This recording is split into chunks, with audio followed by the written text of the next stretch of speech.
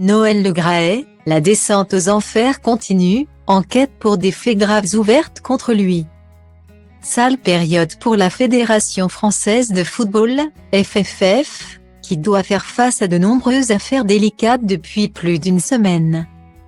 Tout a commencé le 8 janvier dernier avec l'interview de son président, Noël Le Graët. Sur les ondes de RMC, ce dernier s'est exprimé très maladroitement sur Zinedine Zidane, déclenchant une vive polémique et déliant les langues concernant le comportement qu'aurait eu l'homme de 81 ans à l'encontre de certaines personnes. Sonia Soui, agente du joueur de football, a notamment dénoncé l'attitude de ce dernier à son encontre. Il ne m'a jamais regardé comme un agent mais comme un bonbon à croquer, pour parler vulgairement. Il m'a regardé comme deux seins et un CL, témoignait-elle. Style Diva place Holdé à 1 et à 1, 8 300 px, minimum et 250 px, at media screen end, minimum 8 990 px, div. À place Holdé à 1 et à 1, 8 620 px, minimum et 350 px, style. Comme nous l'apprend l'AFP ce mardi 17 janvier 2023, une enquête pour harcèlement moral et harcèlement sexuel a été ouverte hier. Une enquête qui fait suite au signalement pour outrage sexiste qui vise Noël Le Graët. Comme l'a indiqué le parquet de Paris à nos confrères.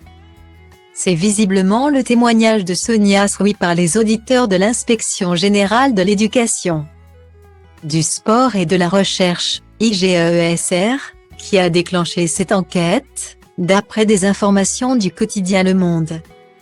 Le signalement a été envoyé le 13 janvier dernier à la justice et les inspecteurs ont prévenu Noël Le Graët ce même jour de ce signalement. D'après nos confrères, après le témoignage de l'agente de joueur, plusieurs ex-salariés de la FFF et sa directrice générale, Florence Ardouin, ont également témoigné, apportant des informations complémentaires au dossier qui ont mené à ce signalement. Style Diva place Holdé à 1 et à 2, 8 300 px, minimum et 250 px, at media screen end, minimum 8 990 px, div. À place Holdé à 1 et à 2, 8 620 px, minimum et 350 px, style.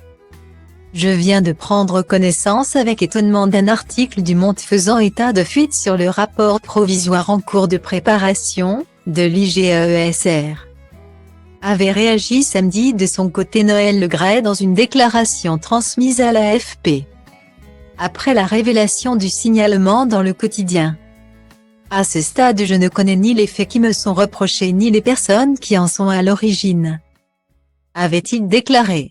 Plus généralement, je m'étonne que des informations puissent être divulguées alors même que le rapport provisoire ne m'a pas encore été transmis et que je n'ai pas été en mesure de faire valoir mes observations sur celui-ci.